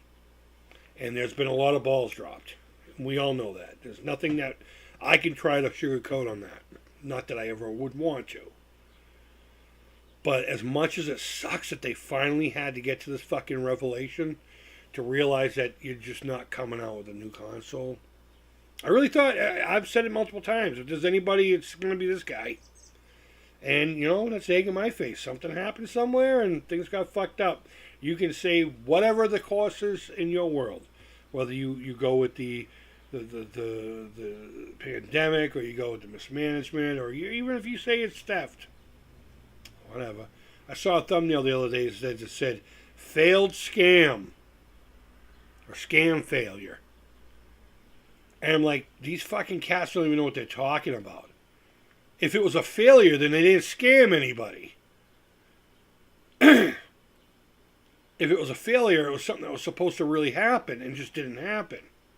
If it was a scam and they got all kinds of people's money, that wouldn't have been a failure. That would have been a success. So, even the people still bitching about it don't even know what the fuck they're talking about. Even when they're not even talking about the console itself, when they're just trying to describe whatever ludicrous crap is going to come out of their fucking mouth. Their titles. Failure, scam failure, or whatever the fuck. I'm not going to say who it was. It doesn't matter. It came up on my feed. I moved on. Didn't even click on the thing. But it sucks that they're in a position that they're in. I hope it comes out. I don't think with all that's gone on that it's going to live to anyone's expectations. Except for the people who are diehard really into it, I think the average consumer that's involved in this, and I don't mean by like mom out there with the little kids and all that. Not that I'm talking about the average gaming consumer. The one that looks at this and like, what the fuck was in television, maybe they started on NES or even Genesis, They've heard of Atari. They've heard of it, but, I don't think it's going to... What? Can you help me reach a towel? It's too high up. There's towels down below, too. There is? Okay. Well, I'll do that. I'm not any taller than these girls. She wants me to stop streaming to get her a towel? I say drip dry. I just remembered that we have step food. It's alright. At least you're pretty. Thank you. Love you, kiddo. But that's where I stand with that. There's no updates on when it's going to come out. They need to focus on other things if they're going to stay afloat. Have fun, kid. Be careful, please. That's it. That's it. There are people behind the scenes. How about Burning Heart by... I don't know if I know that one. All right, so Brian... hello, watched many of your videos. Cool to see you live. Thank you. I really appreciate that. This is what you get from me. Once in a while we'll play a game or something, but more times than not, it's just sit and chat while I'm diddling on my giddle fiddle here. You know, to be fair, pandemic affected many people's businesses. It really did, and I think if you didn't go into it properly, it crippled your business. There's a lot of major businesses that we all patronize that are gone because of the pandemic. So you can't discount that, but it can't be a constant, you know. It's still a huge factor, an enormous factor, and unfortunately people are taking that information and forgetting about it when they go back and talk about some of the promises this machine was going to do. That was the plan. That was the plan, and then everyone started dying. And I don't think they adjusted quick enough and proper enough. They just continue with the same old, and that's where, if you ask me, is where it all failed. So abso-fucking-lutely, I'd say a good 75% of why we don't have these in our homes, why my Founders Edition is in here, is because of the pandemic. I honestly believe it would have come out. I really do. I really fucking do. Do I think it would have been successful? I don't know. I don't think it will be successful now. I hope it would be. I hope it would reach its intended market. Its intended market. And become successful enough to still be around, you know? It doesn't have to fucking take over the world, in my opinion. Nor would it ever have, but... Because it's, if you think about it, and one of the major complaints about it is it's going back to an archaic idea that a lot of people still enjoy. And people who don't understand that just can't understand that, so they talk shit. It's like a lot of people make fun of the fact that a lot of us just can't get past the 300 button controller. You know, there's 2 fucking buttons here, and then you have the fucking these things, and then you have a directional pad and 4 buttons here, and then there's like a fucking thing in the middle. Some of us can't do that. Just get the fuck over it. Get over it. Why make fun of people for that? They just can't do it. Can you pick this up? I know some of you can. But can you play me a fucking, whatever? No, a lot of you can't do that. Have I ever fucking picked on you once for it? No. So the arguments are getting old and tired now, too, so... I don't know. You can't discount the fact that the pandemic existed. And, there should have been a hard shift in pride. I think pride took over. Somebody really wanted a project to happen, and they're used to making it pull off. And sometimes you just don't. Sucks. It happens. I hope they do the right thing, and I hope what little efforts I'm doing helps to get it to your home if you want it to. So, let's see. Brian says, yep. They're just trying to do what they can. I understand and hope that they release the Amico. You know, even if they release other fun stuff and the Amico becomes a footnote, and I suppose that's easy for me to say because I have one in my house, and worst case scenario, it just stays here, you know, or at least in a box somewhere to be pulled out years later. I'm part of something pretty, you know, remarkable in my opinion. You can't make it up. You can't make up the past handful of years, I'll tell you that. Holy shit. Holy shit. I've enjoyed many of your videos, good stuff. I love Atari. I was lucky to have a dad that showed me a huge library of games, so I'm going to assume that you're a little younger. You're a little younger than me then. I didn't have my own console until Genesis, but Atari holds a special. Rock and roll, man. Rock and roll. Genesis is my favorite console of all time. I really appreciate you coming by. I really do. Hit the subscribe button. I don't usually ask people to do that, but that'd be great. That'd be great. Amico, take my money. I hope things work out. Well, don't ask them to take your money just yet. Don't ask them to take your money just yet until you have something to show for it at this point, you know. There is a track history there. I'm not saying it's intentional, but you're best to save your pennies and wait to see what comes out of it. You know, that's how I'm playing it. I left my pre-order in there. I'm just gonna see what happens. I play guitar, but not to the level you do. Nice, thank you. Again, I just noodle. I couldn't continue going, that's why I don't. Yeah. I don't play a lot of songs, and I've been writing, but it's gonna be tough. I haven't played anything consistent for years. I just sat here and noodled and developed bad habits. We talked about that earlier. DA, everyone, hey now, with all the planets. What's going on? Thanks for coming in. Appreciate it. Appreciate it. Hip hip amico. I appreciate the enthusiasm. And I appreciate the folks that probably are watching in the background not being douchebags about it. That's another misconception with a lot of these cats. It's like they won't let us ask questions. No, I won't only ask the same question. And I won't answer a question I don't have an answer to. And for some reason, people think that's fucking people being shady. I mean, legit, if I don't know the answer, I mean, whatever. Alan, take care, my friend. Thanks for coming by. I appreciate it, man. Got my Epiphone SG out of hawk today. Nice! That's a good feeling, huh?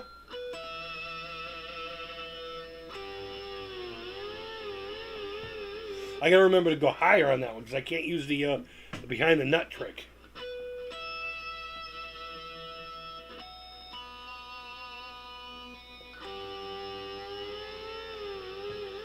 It's just not the same with a whammy bar.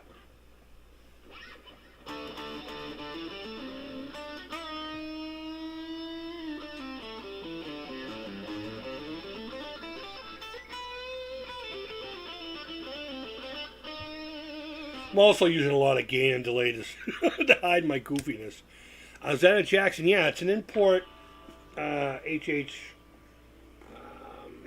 soloist.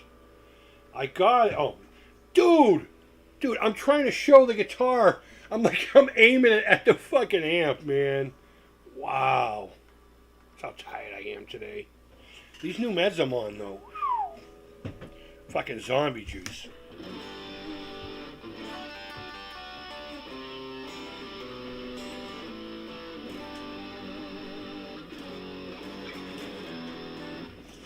But yeah, it's a Jackson X Series fucking Crackle 2H soloist.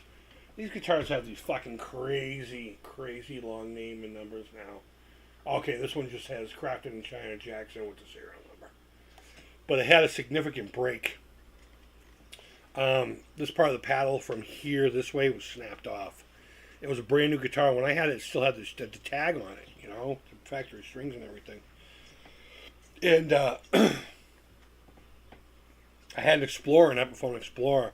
I just wasn't jiving with it, so I traded it for this one. I think I made out in the end. I mean, brand new, these are like $850. I don't think it's worth it, honestly. I don't. I think this is a $500 guitar at best, but I got it for a trade for a guitar I only paid $400 for brand new, so he was happy. I was happy. Hey, Brian! Welcome to the fucking Creep Collective. Thank you. I really appreciate it. We don't have anything to give away today, unfortunately, and I apologize for that. I do really want to get back into that. I have a couple people interested in a couple of my games. I really need to start selling the stuff. I got to get it up on Etsy for you guys to see. Or do some kind of like a live auction, you know. I got to get my truck running again. I got to get it on the road. I got a lot of since I'm out of the hospital. I got a lot of things I need to fix. So, and my financial situation is absolutely one of them. And I got all these things here that I don't ever do anything with. So, but yeah, Ryan, I really appreciate you joining the Creep Collective. Thank you. Let's see, Zed Jackson, wide neck, absolutely. It's slightly thinner than like what your 80s Jacksons would have been. I would say it's probably a little closer to an Ibanez neck. Still has a little more girth, you know, in radius. but it's a wide flat neck, yeah. And it's compound radius. It's my very first compound radius guitar. I have never done fretwork on a compound radius guitar, and I'm sure it's easy enough. But I dread when I have to level these things. Oh my god. Compound radius, for those who don't play guitar. The fretboards, as flat as they may look, actually do have a radius. And if you were to make a complete circle with the radius of the fretboard, say 12 inches, it would be a 12-inch circle. This one, I believe, goes from 10 or 12 at the first fret to 16 down here. And the theory with that is that smaller radiuses are great for chords, you know, here in the cowboy area. And flatter fingerboards are better for the whole shred thing. Which I'll agree, I'm not very good at playing that on my Strat. So, which has a 9.5-inch radius. So they combine the two. They gradually, I don't know however many frets, I never really looked into it. Flatten out the neck as it gets to the higher registers. So you get the best of both worlds. So I don't know, as a tech, you know, I haven't worked on many of them, so yeah. Let's see. I'll change icon to a telly humbucker. I got right on. Let's see. Right on. Thanks. Been subbed for a while and enjoy the content, so I want to support. I really do appreciate it. Honestly, the best way to support me, right here. I'm actually wearing one of the shirts. Right here, that link down below, the Alzheimer's Association. I don't get any of the money. But that's the best way, in my opinion, to support me, to show me that you care. You know, people send stuff to me all the time, and you know, I got the $1 a month thing. I got like 8-9 of you in there. So even at $10 a month, you know, it's not about the money thing. So I really appreciate people wanting to take that next step for supporting. But honestly, that right there is my favorite way to get support. I also have an Etsy shop because I'm an artist. So that's another wonderful way to support me. I have to clean up the shop and actually put more things up there. But it is what it is. But I really do appreciate it. Each and every fucking one of you. Just click on my videos is support enough, you know. It tells YouTube that people at least want to click on it. Was all the young dudes you were playing? No, you're very close though. It was a David Bowie song. It was Ziggy Stardust. Let me turn this down.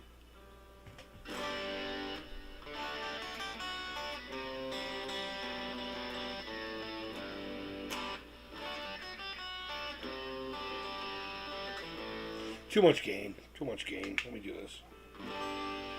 Ziggy played guitar, jamming good with Weird and Gilly and the Spiders from Mars.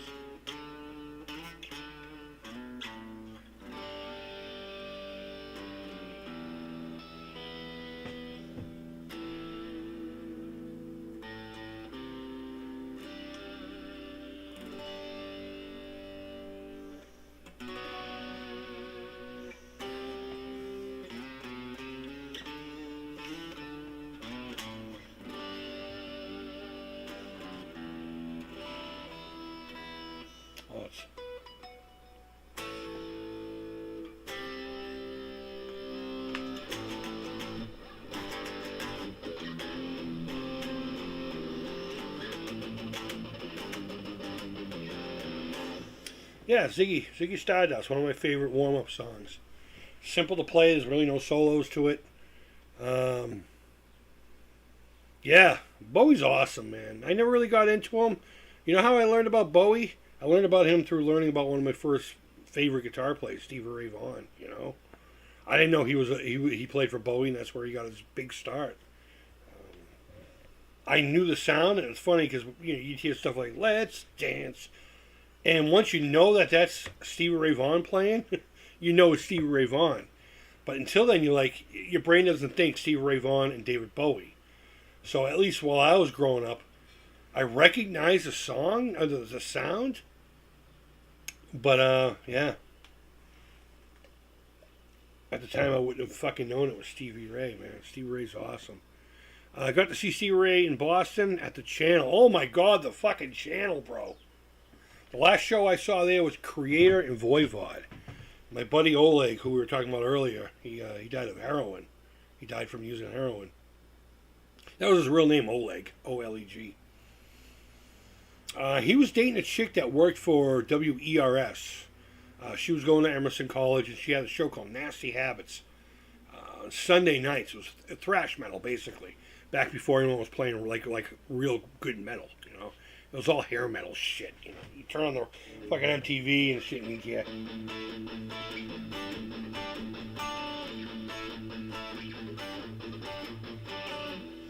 Which is funny, that's the tone I got going on right now. But I was more about the...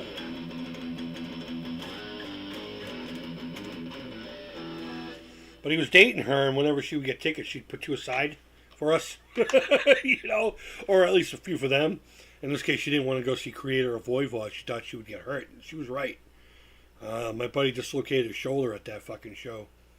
But that was a crazy-ass show. But she would give us tickets all the time. We weren't even old enough to get into the channel. But it is what it is, man. Cool. Got a fucking old channel alumni. Absolutely. Metallica got their gear fucking stolen from the channel back when they were supporting Kill 'Em All. And then Lars almost got deported. Welcome to Boston. $1.25, please. Have a great day, Creep and chat. Brian, thank you, man. I really appreciate you. Let's see. Nasty Habits. I remember the show. WERS, yep. Good College Radio. Emerson, Boston. I forget what the chick's name was. I want to say it was Nicole, but like every Italian chick's name was Nicole with the fucking blue eyeshadow and the fucking hair. You know, had that fucking Italian Revere fucking attitude. Chelsea Revere kids. Jesus. The fucking channel. What a great place. Unfortunately, their security wasn't very good. And there were a couple of underage sexual assaults there. And that's pretty much what got them closed, I believe. I mean, I'm sure they were hurting, too, because they were like a, you know, metal rock, grunge and all that crap didn't go to the channel. And it was in a weird place. And some of you don't even know what the channel is. Look it up. Channel Boston. Infamous Club. Infamous Club. They did everything wrong and ended up going away. But let's see. I played the Rat. Mitch the Doorman from the Rat. I don't think Mitch was there, though. Maybe he was. Or they were. Long story. The Rat. We played there with this band called Noise. The last band I was truly in the late 90s. And they had just opened it back up, I think. And it still smelled like piss and puke. And like half the lights in the little rat work. They had this mural on the wall, which were a 3D thing of carved rats. And they had like blinking eyes and shit. I think some of those were actually working. I don't know.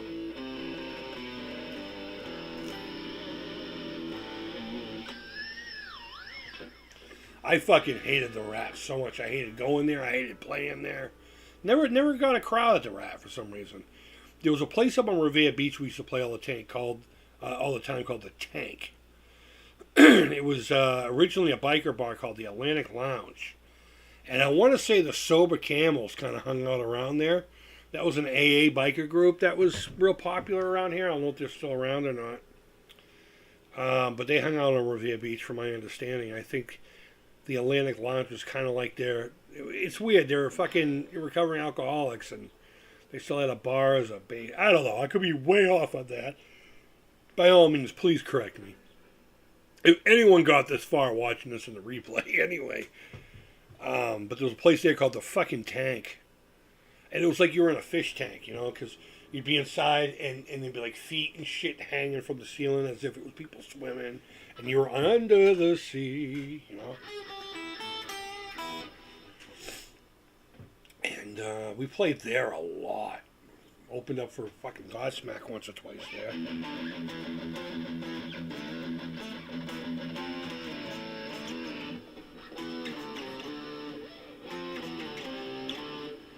Oh well. I don't even know what I was playing. Oh, that was Suicidal Tendencies, Trip to the Brain, wasn't it?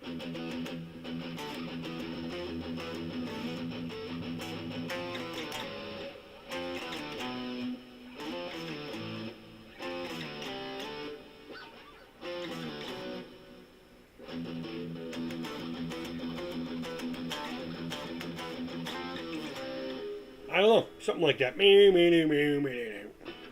I gotta take a trip. Gotta take a trip out of this place. Well, I gotta go take a piss and get ready to pick up my lady at the choo-choo station. I live a stone's throw away from in Geek Club, huh? Okay. The L and G Club.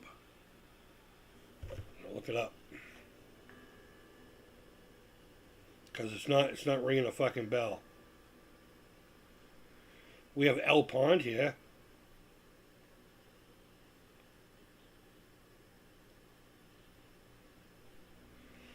The L and G Club.